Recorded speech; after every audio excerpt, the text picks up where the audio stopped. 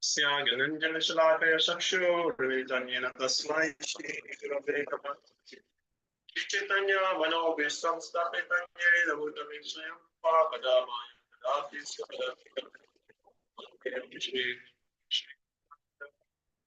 Shri Guru Vaishnava Shri Rupa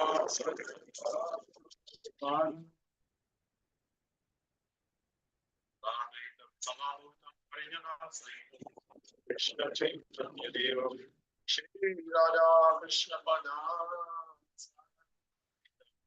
Shri Vishaka Hare Krishna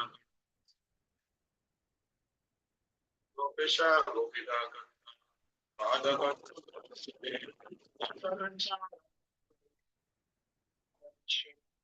Shavani Sudhika Amani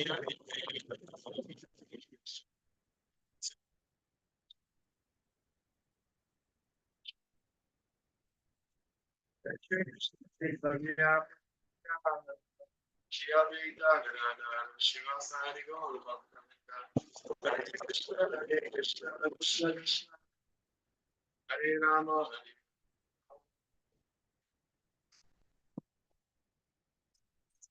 Hare with our local recitation and let it be automatic without wasting so much time.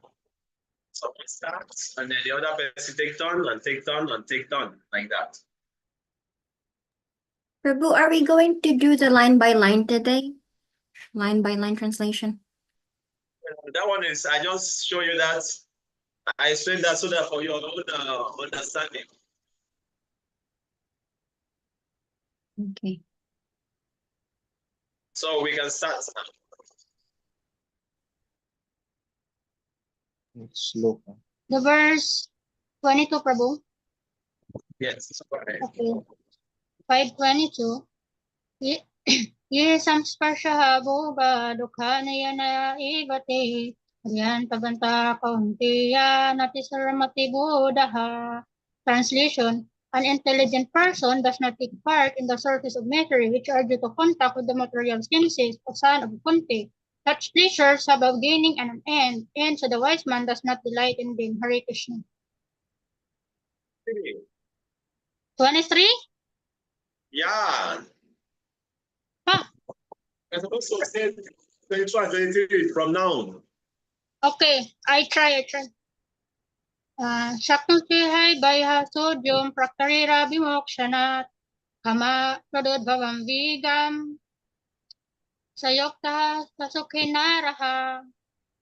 Translation. My goodness.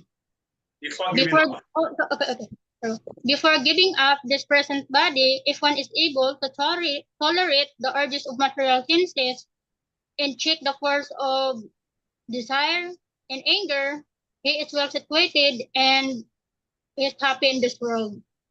Prabhu, I will do it the 29. No. Don't worry. Keep down. Calm down. All right. Okay. Calm down. Thank you. All right, Prabhu. Automatic. Make it automatic.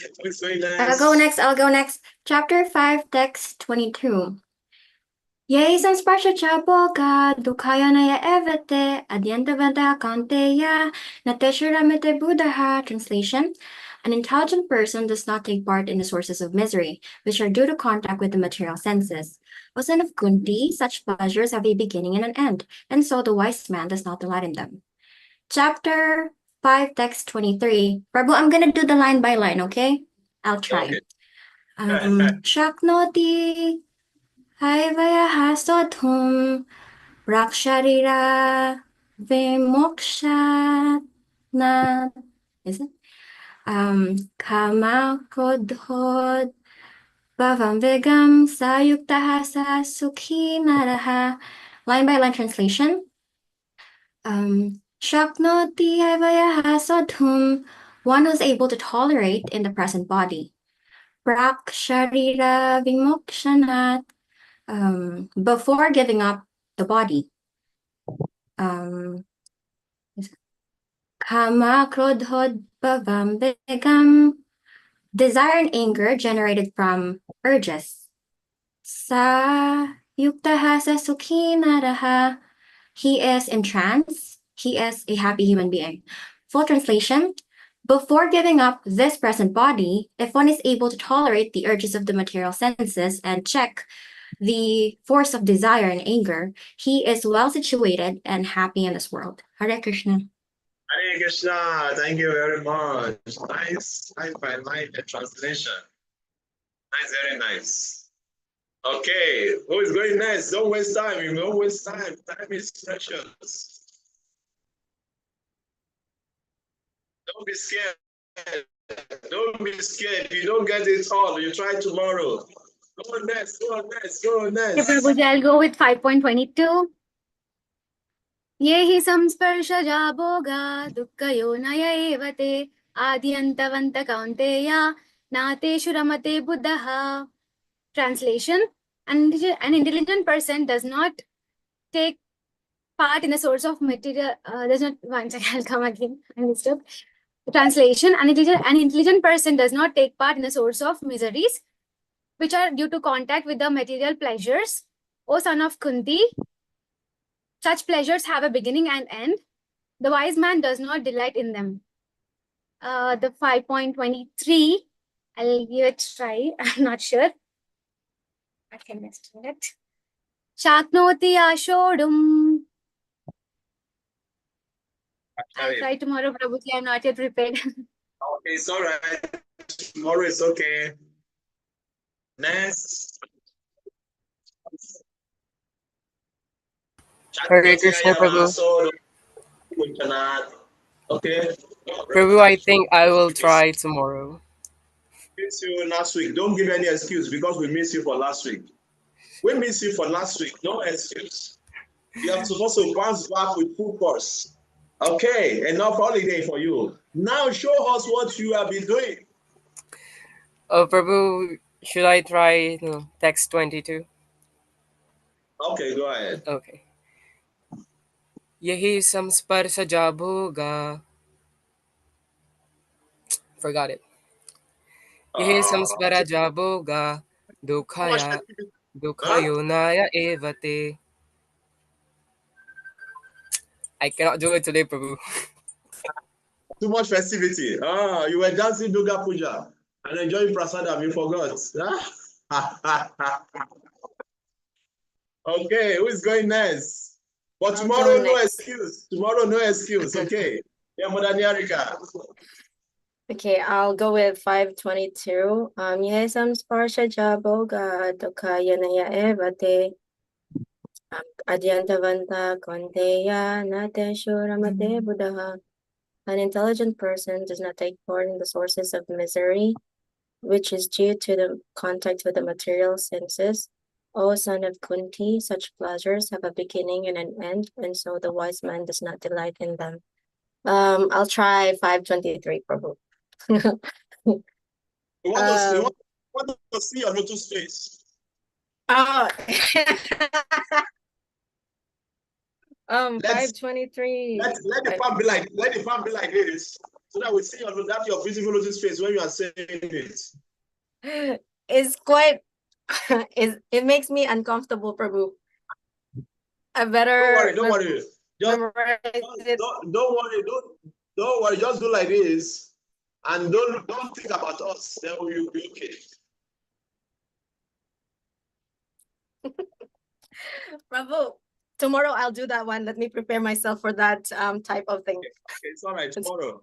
Okay, it's all right. Thank you. Thank you, Prabhu. Nice. Thank I'm you. going to recite the 523, Prabhu. Okay. Shaknuti haivaya sodum praksharirad vimokshanat kama krodod vabam vegam. What's the next? Sayukti sasuki naraha. Yes. Translation. Before giving up this present body, oh my gosh, I cannot memorize it. Before giving up this present body, if one is able to tolerate the urges of the material senses and check the forces of karma, desire, and anger, then one is well situated and is happy in this world. Hare Krishna. They're very wonderful verses, you know. We should just memorize them and try to understand them and analyze them. Thank you. Okay. Babu Ryan, I'm not forgetting Babu Ryan. Yeah, okay. I do the 5.22. Yehe samsparsaja boga, dukayo naya evate, ajan bantaha konteya, natisuramate buddhaha. Translation: an intelligent person does not take part in the source of misery, which are due to contact with material senses. O son of Kunti, such pleasures have a beginning and an end, and so the wise man does not delight in them. Prabhu, I cannot do the 523. Monday, easy. No, I have a long day. Hare Krishna. Tomorrow I will try. Thank you. Tomorrow, okay? So let's continue. So these two verses, they are very nice. Now we are getting close to them. And we're going to study them. I think we already done 18. Now we're going to do 22 and 23. Very interesting. You know, I was meditating on the text 22 today. I was thinking about the meaning and meditating on them. Some of these verses, we should just think about them and meditate on their meanings. They're very, very interesting. When you meditate on them and meditate on the meanings, Krishna revealed the imports to you. Krishna gave you more inspiration on the meaning of the verses, you know. So we should meditate on the meaning. That is why we learn their meanings also. So we meditate on them, you think about them, you try to find out what does this mean, what does that mean. You analyze them in your mind like that. So let's continue. So last week we stopped at 19. Ryan Prabhu, is it true? We've done with I think 20. We stop at 19, we are going to 20. Yeah. Now we are going to 20. So let's go to 20.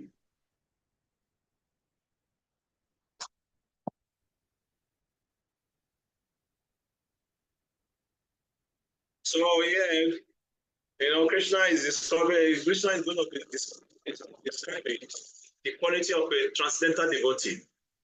So when you say somebody is a transcendental, a pure devotee, these are some of the symptoms you look for. That is why we have the scripture, so that we cannot, you know, just, you know, put everybody in one basket. You know, you have to analyze. If somebody is claiming to be a pure devotee, you look for some of these symptoms in that person. That is why Krishna has taken his time to analyze and give us all these symptoms to be able to recognize a pure devotee of the Lord. So we're going to be reading them. Krishna is going to be describing them. So let us pay attention and we discuss them also. Okay.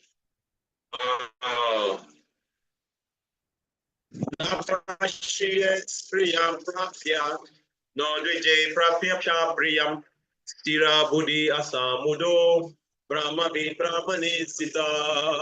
So Krishna is saying here that a person who neither rejoices upon achieving something pleasant, nor laments upon obtaining something unpleasant, who is self-intelligent, who is unprepared, and who knows the science of God, is already situated in transcendence. I want us to repeat.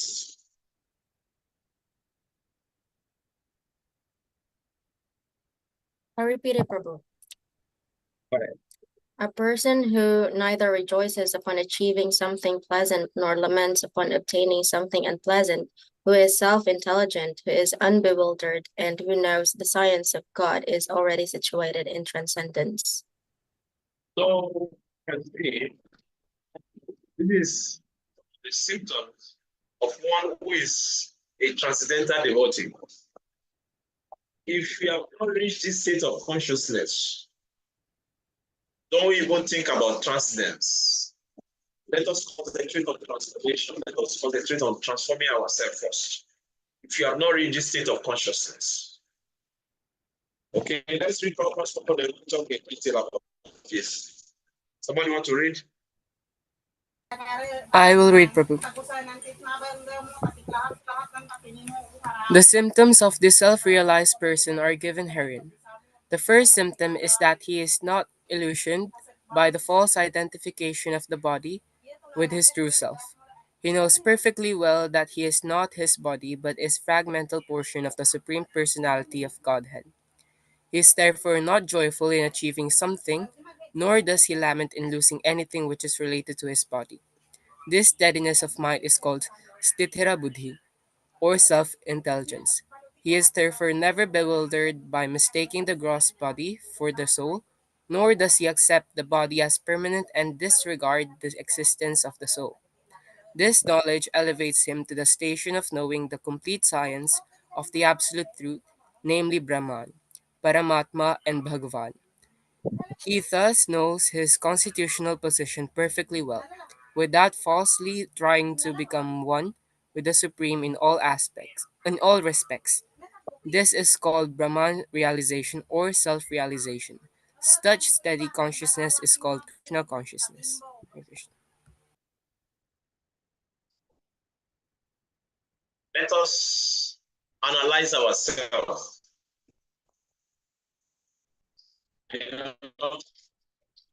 Let's say, for example, now, someone give you, or you win a jackpot, or somebody give you $1 million. What would be your consciousness? You know, what would be your consciousness? You see, give a very nice example. It's explained in one of his lecture.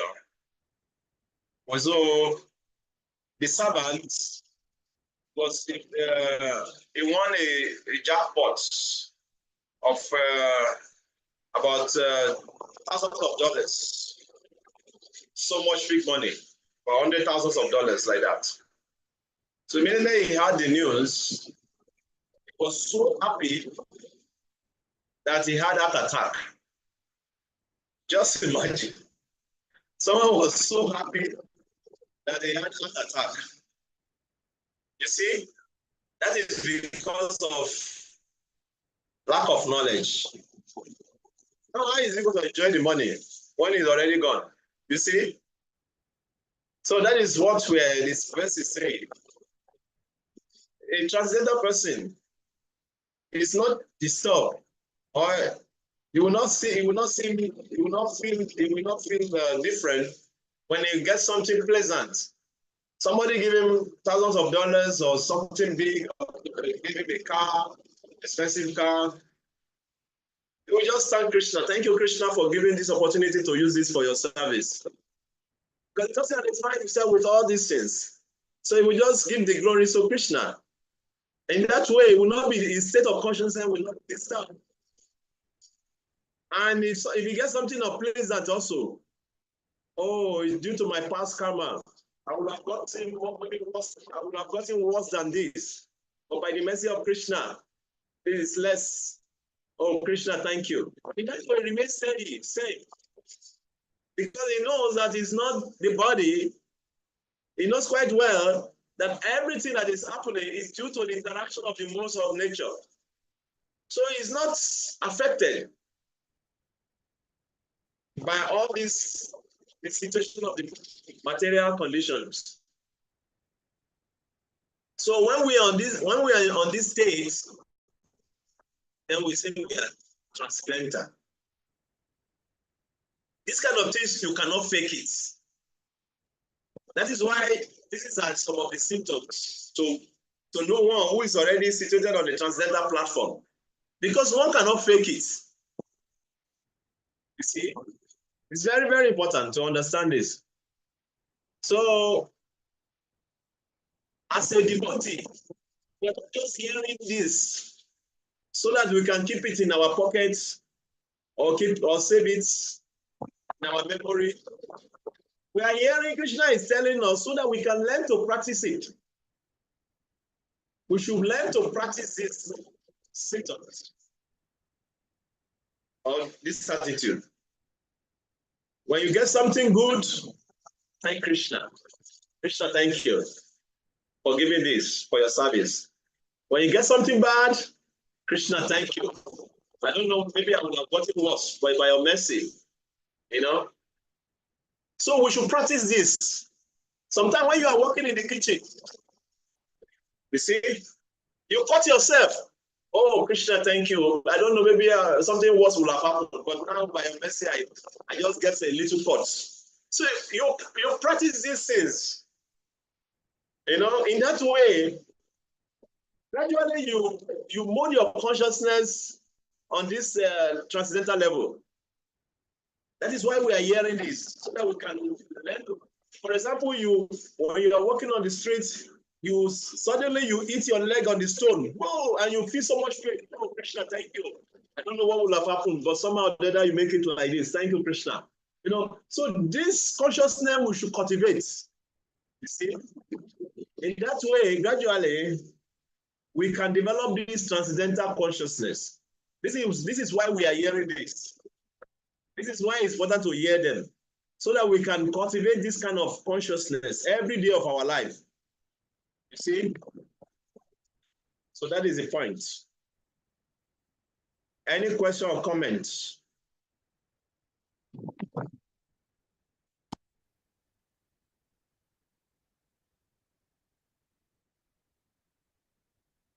Okay, let's continue.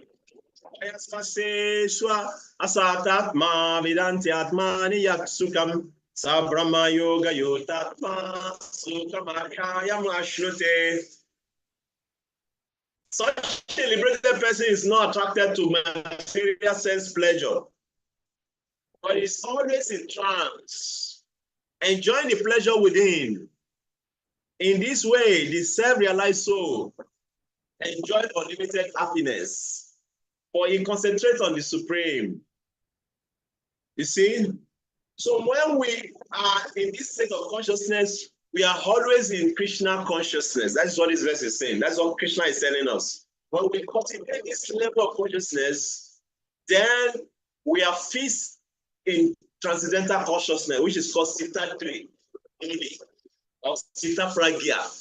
Like Krishna explained very nicely in chapter 2, if we remember, Sita Pragya, one who is fixed in transcendental consciousness.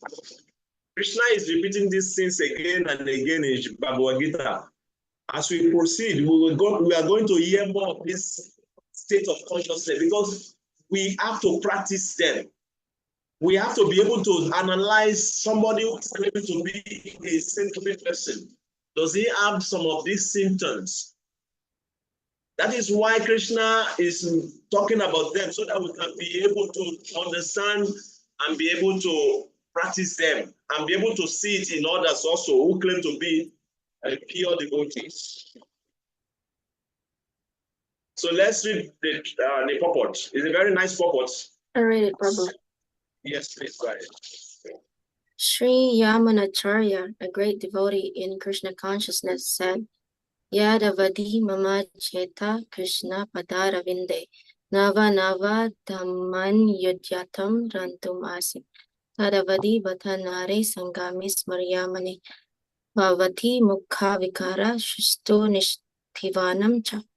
Since I have been engaged in the transcendental loving service of Krishna, realizing ever new pleasure in him, whenever I think of sex pleasure, I spit at the thought.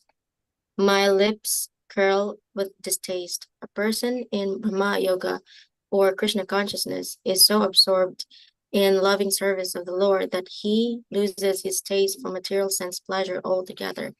The highest pleasure in terms of matter is sex pleasure. The whole world is moving under its spell, and a materialist cannot work at all without this motivation. But a person engaged in Krishna consciousness can work with greater vigor without sex pleasure, which he avoids. That is a test in spiritual realization. Spiritual realization and sex pleasure go ill together. A Krishna conscious person is not attracted to any kind of sense pleasure due to his being a liberated soul. Hare Krishna. Thank you. So yeah, Krishna is describing how one who is facing transcendental consciousness a spiritual pleasure. And because he is deriving this transcendental pleasure, material pleasure does not attract him. That leads to the next verse we are going to read. You are memorizing. You see, because of this, because he's fixed in this transcendental pleasure within him, material pleasure does not attract him. And Prabhupada say the peak of the pleasure in this material world is sex pleasure. And Yamuna Acharya is saying, whenever I think of sex pleasure, my tongue calling these days, and I spit at the thought.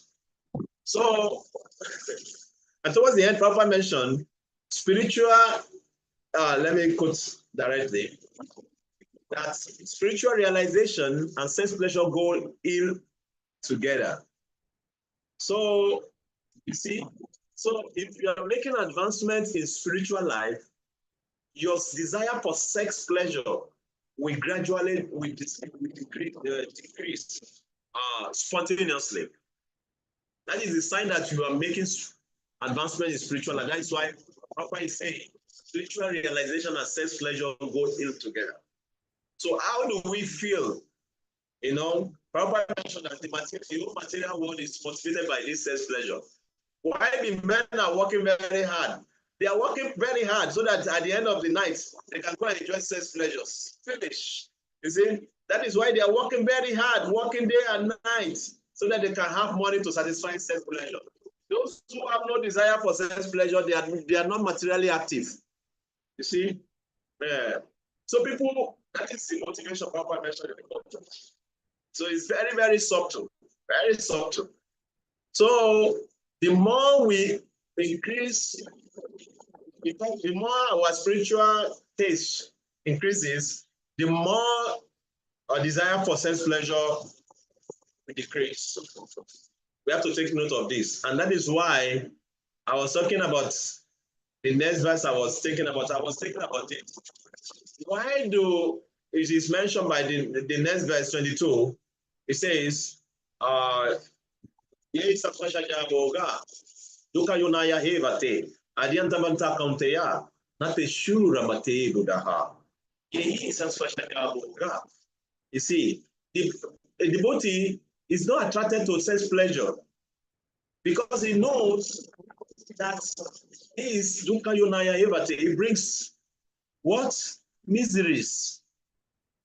Miseries. Let me give an example. For example, whatever pleasure you don't have control over, you become servant to that thing. Example, you love smoking. You cannot do without smoking. You become enslaved to smoking. Every time you are working, you are doing something, you're always thinking, oh, when will I get time to go and smoke? Oh. Once we get when you get every free time, start smoking. You become slave. And because naturally we like to control, we like to dominate. So being enslaved by that pleasure, we become miserable. We are not happy with ourselves. Same apply to every other things also. Be it alcohol, be it sexual pleasure, be it any pleasure at all. Chocolate pleasure, to those who like to eat chocolate, you know. Everything you become slave to gives you miseries. Because naturally we like to control. You see? So when we become enslaved by our senses, you know, we become miserable. Do karyonaya evate. And because he has beginning, anta, and also punti, nateshu ramate puta. Nateshu, those teshu means those. Ramate, those who have developed, who are enjoying ramate, who are intelligent, who derive pleasure within themselves, like Krishna mentioned in this verse, who is deriving pleasure in themselves, those the sages, those sages who are deriving pleasure in themselves, inside themselves, the wise guys, they are not interested in such things that enslave them. They don't want to be slaves to their senses and their mind. Because they know when you become servant of when you become a servant to your mind and your senses, you allow your mind and your senses to become master of yourself, you are going to be miserable. Because your mind and your senses, they are very wicked master. Cruel master, cruel. They don't spare you. You see? Even when you are becoming miserable, frustrated, they continue to pile your anxiety more and more. It's very cruel. That's why we should not allow such master in our life, our mind and our senses. You see? So we should try to go inward. Because that pleasure we are looking for outward is there inward, millionfold. We just need to connect with it. How to connect with it? Hare Krishna, Krishna Krishna, Hare Hare, Hare Rama, Rama Rama, Hare Hare. So we have to connect with that pleasure. You see, Cheto Darpanam, Marjana, Baba Mahada Bagni, Marpana. Shreya Kareva Shadrika Vitarana Vidya Bupadu Jivan, Ananda Buddhi Badanam. It's Ananda Buddhi, unlimited pleasure. Ananda. The Ananda Buddhi Vardhanam. This pleasure has no shore. It's like ocean of pleasure. It has no shore. You cannot see the shore. It's unlimited. So that is the pleasure we derive by becoming attached to chanting the holy names of Krishna, by hearing about Krishna. And that pleasure will go in, it increases day by day. See, in the beginning, the pleasure may not be there. It's like the honey bottle. Just admiring the honey bottle or just looking at the bottle, you will not taste the pleasure. It may be difficult for you to open the bottle, but just keep on trying to open the bottle by continuing to do it every day, by chanting every day. Because just having the honey and knowing that this honey is very sweet, but not tasting it, you cannot taste the sweetness, you cannot feel it. If sometimes you even become miserable, frustrated for not tasting the honey, and you have the honey and not tasting it, you become frustrated. Then you abandon it. Oh, I cannot open this honey. No, I cannot open it. You just keep it one side. You become frustrated. No, continue to try. Please open it, because when you open it, you can really feel it. That is why Srila Rupa Goswami mentioned in Upadeshamrita, letter of instruction, that wonderful book. Very small but mighty. That book is small but mighty. Sometimes you don't even need to read the purpose. It's 11 verses.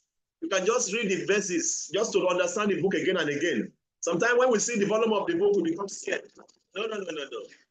Just to understand the content, you can read the verses again and again. To read the verses, 11 verses, is not very long. You can take it just like 30 minutes or 15 minutes, you finish reading it, just to refresh your memory about that book.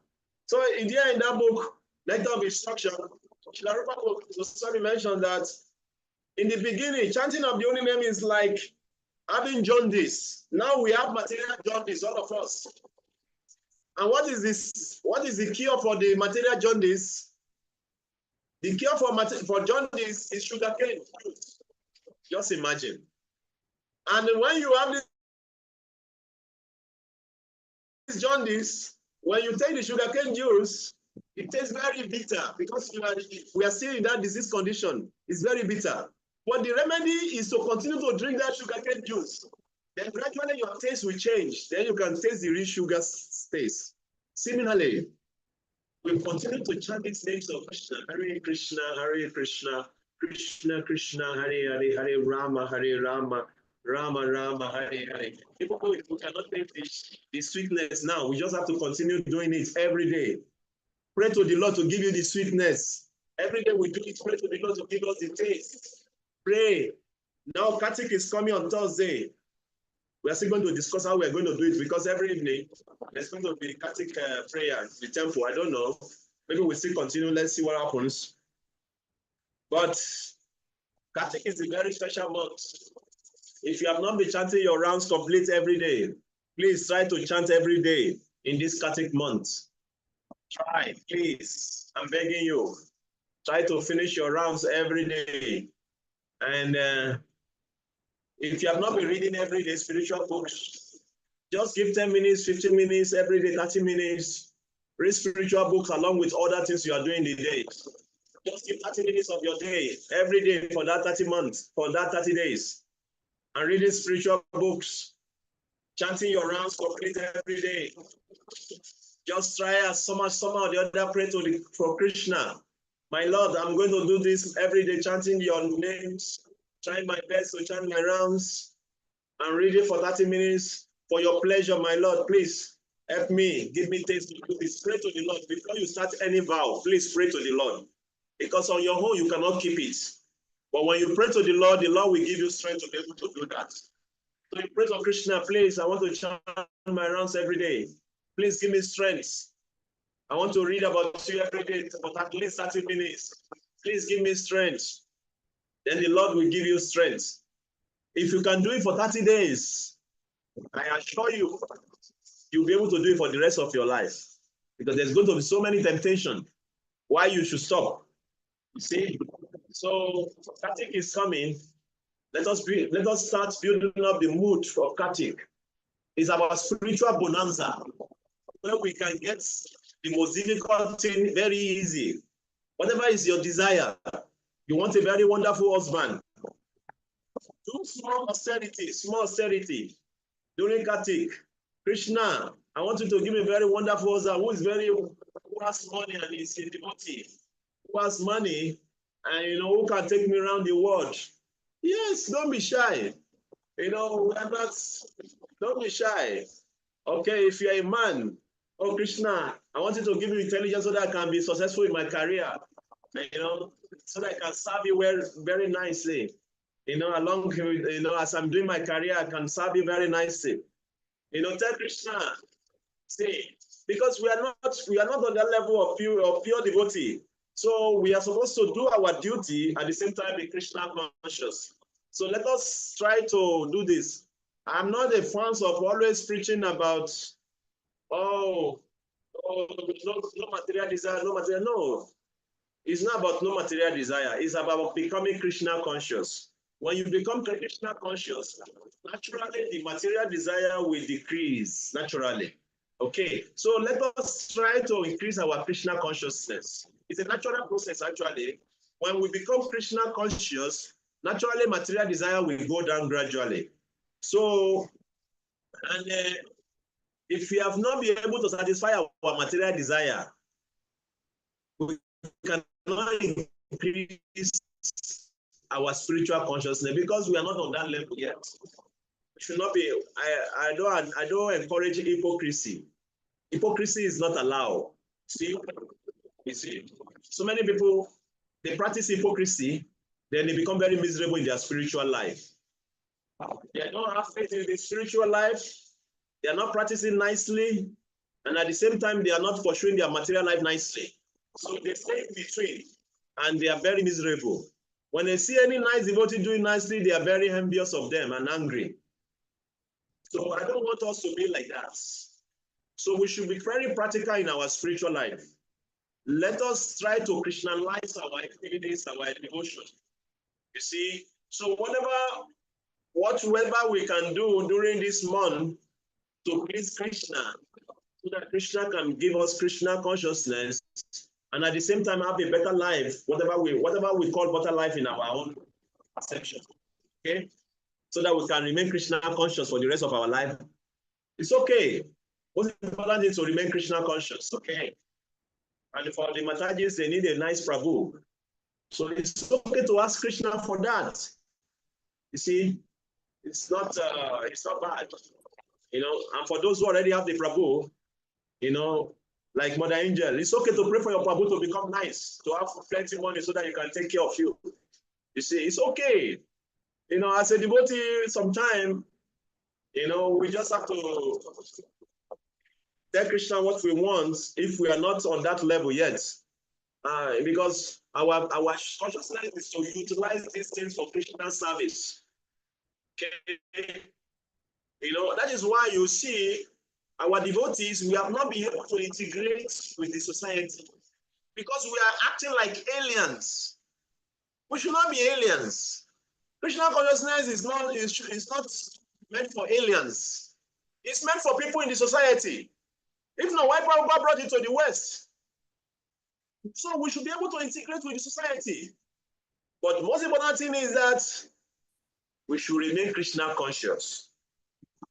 You see? We should remain Krishna conscious. You see? That is very important. Any comment, contribution, or question?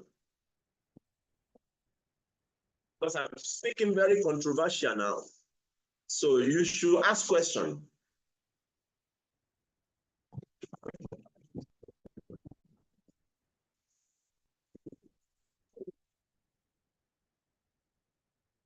No question. Okay. Ryan Babu, no question. Okay, let's continue. No question, Prabhu. It's clear. If you want to have the desire, even to have gain money, but it should be in the purpose of Krishna, and we should be thankful. Hare Krishna. Yes. Bhakti said, but you should have money so that they don't think about money. You see, sometimes our devotees will misunderstand this philosophy, and many of them are suffering, and they don't have so much faith in Krishna. When you see them, you see that they don't have so much faith, and they are suffering. Because if you don't understand something properly, you will misuse it. You see? So proper knowledge is very important. Not just having knowledge. Knowledge is very important, but proper knowledge is very important. Having proper knowledge is very important. You see? When you don't have proper knowledge, you misunderstand things, so many things. You see so many devotees, they are not happy with their life, and they cannot integrate with the society. Put me anywhere, I can flow with the society, and I will not be disturbed by the society. Because that is what I've been cultivating throughout all my life. That is what I've been cultivating inside. That I should be everywhere. People should feel my presence. At the same time, I should not be like them. That is how we should be as a devotee. You see, we should not just be so fanatic. Oh, kamis. Oh, kamis, they are kamis. Who told you they are kamis? Yes, they are kamis, it's okay. And then what? And then what? So you are devotee, and then what? Sometimes the so-called devotees become envious of them. When they see the so-called kamis riding very nice cars, staying in a very wonderful house, they become envious of them, and you are calling them kamis. Just because you are devotee, you think you are going backward, but you are not behaving properly to even the so-called kamis. Behave nicely. If you are envious of somebody, you will not behave nicely to that person. You see? As a devotee, we learn to be in this world and don't be of this world. It takes a lot of practice to understand this statement. To be in this world and don't be of this world. That should be how we cultivate inside our spiritual life. Very, very important. The other day, I went with my friend who brought me to Philippines to meet his family. So they know him, they know his habit for many years, he smokes. And in the beginning, early days, I've tried to change him, but he's not changing, so I've left him. He's not changing, so I left him. But he has not been able to influence me, okay? So when I went to his family, we went together to his family. So the family said, oh, Prabhuji, thank you very much, thank you very much. Well, how did you do it? He has not influenced you. I said, no, why did you have to influence me? Hey, no, he doesn't need to influence me. Actually, I'm the one influencing him. Because every time I come to him, he will tell me, Prabhuji, he will tell me, you see, I'm trying to do this, I'm trying to reduce this. So it's actually the one being affected by my own presence. So we should cultivate our spiritual life in such a way like that, that we are not disturbed by the bad behavior of others, even when we are associating with them. They should be the one getting affected by our presence, that they don't feel comfortable. Not that they don't feel comfortable so much that they don't want to be to associate with you. You should make them feel comfortable, but at the same time, they should feel your vibe. And that's, I hope you are getting my points. We're getting your point, Prabhu. Yes. So, because if we become aloof from the society, how are we going to preach to some? How are we going to preach to them? And our mission is to make them devotees. Our mission is to make them devotees. And until and unless we have devotees in all the spheres of life, in the government, in the hospital, in the medical field, as a lawyer, engineer, public servant, unless we have devotees in all these fields, then our mission is not succeeded. We're just thinking that we are some special beings. We don't eat fish, we don't eat fish, but we are special, and others are falling. No, that should not be how we think. We should think in a way that we should bring everyone to Krishna consciousness. And to do that, we have to associate with them, but we should not be influenced by their association. So there was a nice story regarding this, of a monkey and a crocodile. So one day the crocodile came to the sea, to the beach side, and he said, "Oh, monkey, come to my house. My wife has cooked a very nice lunch. I want you to come and take lunch in my house." And the monkey was so, inspired and very enthusiastic. "Oh, yes, lunch. Oh, let's go." Here, the monkey jumped, bam, bam, back of the crocodile. And they were going in the middle of the river. As they were going. And the crocodile told the monkey, "Oh, you know what we are going to take as our lunch today?" The monkey asked, "What?" "Your heart." Oh, the monkey was very smart. "My heart? Oh, why you didn't tell me at the shore? You would have told me. I left my heart on the tree. You would have told me. I would have come with it." He said, "Okay, you left your heart there?" He said, "Yes." "Okay, let me take you back there so that I can bring your heart." And foolishly, the crocodile took him back to the shore. And when he got to the shore, bam, bam, bam, the monkey jumped on the tree. And the crocodile said, let's go now. You have taken your heart, let's go." Say, "Bye, I'm not coming for lunch again." So Brahma said, we should be like that. When we are associating with them, we should not keep our heart with them. We should not bring our heart with them. We should not reveal confidentially with them, like what we learned in the Upanishad. We should not reveal our heart confidentially with them. We should do that with devotees, not with them. We should keep our hearts with the association of devotees. But you should still associate with them in a way that you can always, teach them Krishna consciousness without speaking. You see? So we can only do that when also we have already tasted this Ananda Buddhi, a nectar of Krishna consciousness within ourselves. And if we don't practice very strictly, seriously, we cannot taste it.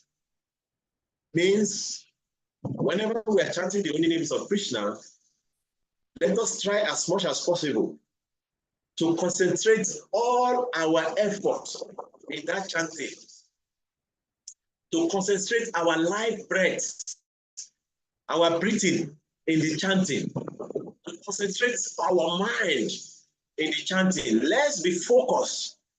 Hare Krishna, Krishna Krishna, Hare Hare, Hare Rama, Rama Rama, Hare Hare. if we learn to be focused and absorbed when we are doing our chanting, then everything we do during the day will become meditation. People don't know that your activity can be meditation. All your activities can be meditation to the Lord. All your activities. How do you meditate when you are talking with fellow devotees? You give a listening ear. You listen to that devotee without speaking. You just want to hear them and let them feel that they are heard. You see, you listen to them. That is meditation. When you don't listen, that is not meditation, because you're always thinking you want to speak, you want to speak, you want to speak. You see? But when you listen, that is meditation. You see? When you are walking and you just concentrate on your walk and you don't allow anything to distract you, that is meditation. You see? So every of your activity becomes meditation because you learn to focus your mind and control your mind. Not that when you are chanting, you are pressing your phone. Hare Krishna, Hare Krishna, Hare Krishna, Hare Krishna. Then you are practicing distractions. When you practice distractions, you become so good in distractions that you become a guru of distractions. Every little will distract you. When you practice meditation, focus of your mind, you become so focused. That is why sometimes when I'm giving lecture, I don't know, maybe some of you have observed, when I'm giving lecture, I don't want any distraction. Even if somebody is speaking at the back, they're just, it distracts me, because I always, practice focus, meditation. So even any little thing distract the mind. You see? So I don't want, I try to practice focus and meditation. So we should learn to practice meditation in everything we are doing. When we are talking with devotees, when we are chanting our rounds, when we are worshiping the deities, worshiping the Lord, everything should be meditation. When we are doing our duties, when we are studying our books in the school, everything should become, you should train your mind to become focused in what you are doing at that time. That is how to derive pleasure within. Your activity become meditation. Not that you are doing one thing and you are focusing on another thing. You become so good in distraction that your life will become so frustrated. We should not be like that. Okay, let's read one more verse, then we call it a day. Our favorite, our most weighted verse you have memorized. I'm very sure everybody is very happy to come to this. Yes. Ye saspasha jaboga dunkayona ya hevate arianta vanda kaunteya napeshura mate Buddha.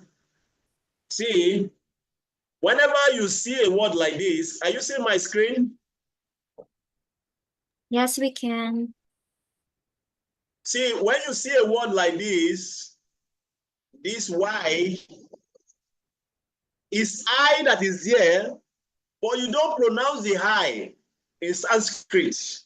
When the word has been deformed like this, according to Sanskrit rule, the word has changed because of what is coming in front of the word.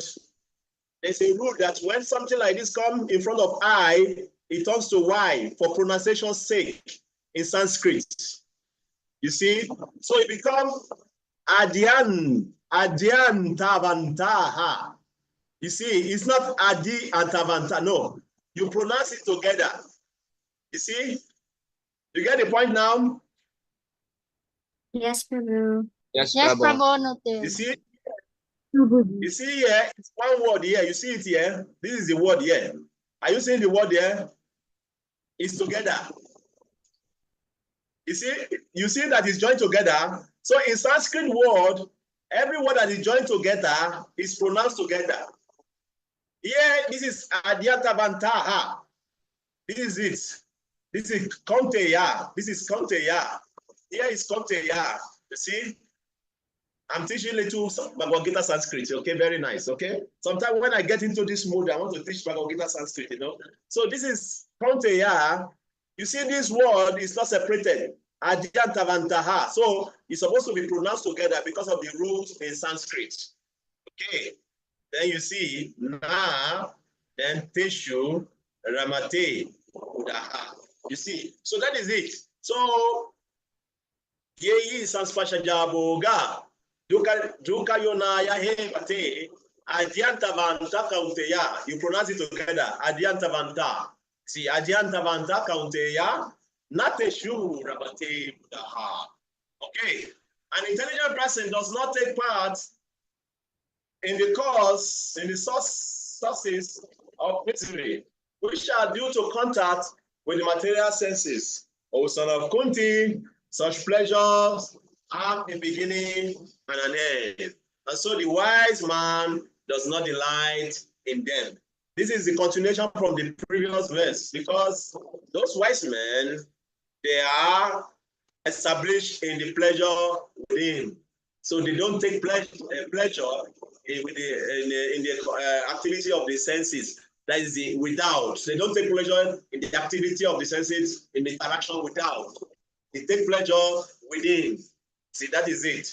So we stop by reading the verse, because I want us to read the verse again tomorrow and continue from the verse to enter into the purport. Any comments or question? Okay.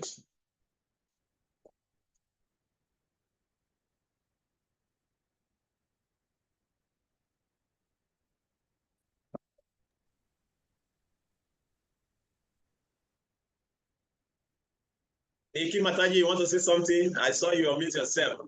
You say, oh, should I say no? Or no. Let me say something. No. No, I was Say, just gonna ask Prabhu, because you keep mentioning it again and again during our classes, that we have to like desire a good husband. Do we really have to? I mean, yes, for a Mataji who has not married, that is the goal of your life. to Because get when married? you get a devoted wife, when you get a very good devotee husband, then your spiritual life will become even more stable. Then that devotee husband will take you to back home, back to Godhead. Okay? In India, the young girls are encouraged, young unmarried girls who have reached a marriageable age, they are encouraged to perform some worship and some austerities to get a good husband. If you read Chaitanya Charitamrita, is mentioned there also. You see the girls, they go to the sea beach and they do some special puja and they pray to Nitai, please give us husband. And then when a good husband, then when the time we eat their offering, they become angry. Why? We are praying to the Lord to give us good husband, they are taking our offering. Oh. Anytime we become a little bit angry, I will curse you so that you marry a very old man with no money, you know. So no, for a young girl who has reached a marriageable age, yes, you should focus on your career, your life, but you should pray to the Lord to get a devoted husband, a nice husband who is devoted, because then your spiritual life becomes even more stable. Then you'll be happy in Krishna consciousness. Yes. Thank you for the Hare Krishna. Because sometimes if you don't think about something, then we don't know, or if we are not aware of something, then people make so many mistakes in their life. See, whatever you desire, you get it. Especially when you are doing devotional service, Krishna fulfill your desire. See? So when you bring it, Krishna, I want a very nice devotee who is God-fearing, you know, and also like that, devoted to you. Yes, you may get it. You know, but if you don't desire anything, then you just get anything you want, you have, you just get anything, and you cannot complain. Then you start crying tomorrow. Oh, my husband is cheating on me. I have to leave and let him go. Who to blame? You didn't tell Krishna what you want. You didn't tell Krishna what you want. You don't, you got whatever you based on your lusty desire. But see, we have to be realistic, you know. As a devotee, we have to be realistic. We should not be hypocrites, you know. You see, for a young, every woman, Prabhupada say every woman should get married. You see? So every woman needs to get married. And every Prabhu, you should remain brahmachari. You see? So if every man remains brahmachari, who is going to marry all the women? You see? This is what Prabhupada said. You know? So I'm saying it because of I know that there are so many young ladies here. That's what I'm telling you. I'm trying to reshape your focus that, yes, you should put it as part of your prayer whenever you pray to the Lord. It's not bad. Okay? It's not bad. Okay. And for those who are already married, you have to stay together and be happy in Krishna consciousness. Don't complain. You know, there's always differences in marriage. You know, let me talk a little 2 minutes about marriage. See, in marriage, we don't look for the perfect person. So because there's no perfect person anywhere in this world, you see, but we can always create perfect situation for ourselves. There's no perfect persons in this. There's no perfect person in this world. There is no perfect. When you see the Indians who stick together in marriage, it's not that they are perfect. No. They have learned to accept themselves. Most of generally, people don't accept their partner. That is why they always have problems in marriage.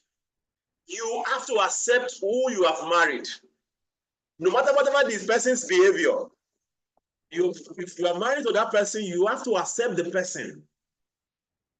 There is no, you know, okay, it's behaving like this. You have to accept it. Just like you accepted your parents. No matter whatever your parent, your mother, your father's behavior may be, you accepted them. There is nothing you can do. You have to accept them as your parents. Sometimes you don't like them, but you accept them. So similarly, once you get married, you have to actually many marriages do not get to level of acceptance. That is why it breaks before that level. Acceptance must come before love in marriage. If there's no acceptance, love does not come. Sometimes we talk about love as if it's an emotion, but it's a practical activity. And for love to come in marriage, acceptance must come. Once you see people who love unconditionally, it's because they have accepted the person they decided to love unconditionally. If we accept Krishna as our supreme God, no matter whatever people say about him, you defend him. You need to go and read Krishna book. When the pure devotee defending Krishna, you see there's one pastime of Krishna when Sarva brought the illusory Vasudev to the battlefield, and it's like he slaughtered the Vasudev, the father of Krishna, on the battlefield, and Krishna was like in illusion. Oh my father, I thought Lord Balaram was there. It's like Krishna was in illusion. Oh, come and see how Prabhupada was defending Krishna. If you read the purport of the Acharya, come and see how they are defending Krishna. You see, Krishna look as if he's bewildered, but he's not bewildered because he's the supreme personality of God. But sometimes he behaves like human. And you see how they're trying to defend Krishna. Because you have accepted that person, you love that person. no matter whatever faults somebody tried to find in that person, you defend that person because of love, because you have accepted that person. So acceptance comes before love, not before. Okay? Hare Krishna. Oh, Raj, you want to ask question? Okay. Prabhu, what if the person you're married to is abusive? Huh? What if the person you're married to is abusive? Run away! Yeah.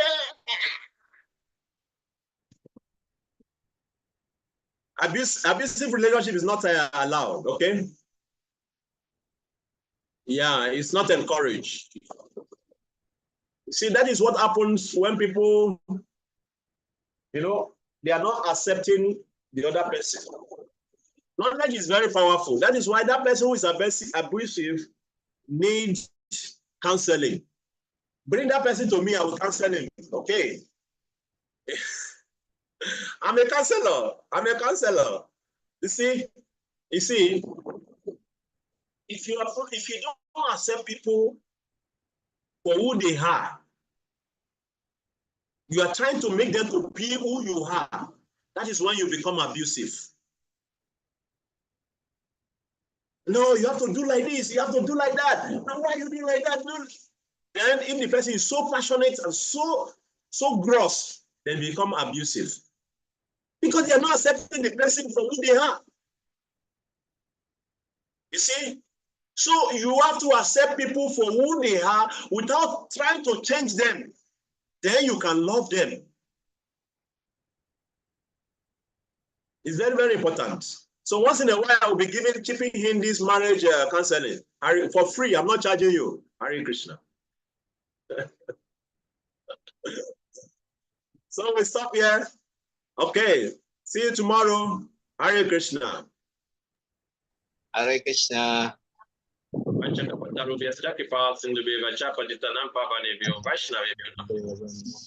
Today we don't have our photographer here, so bye. See you tomorrow.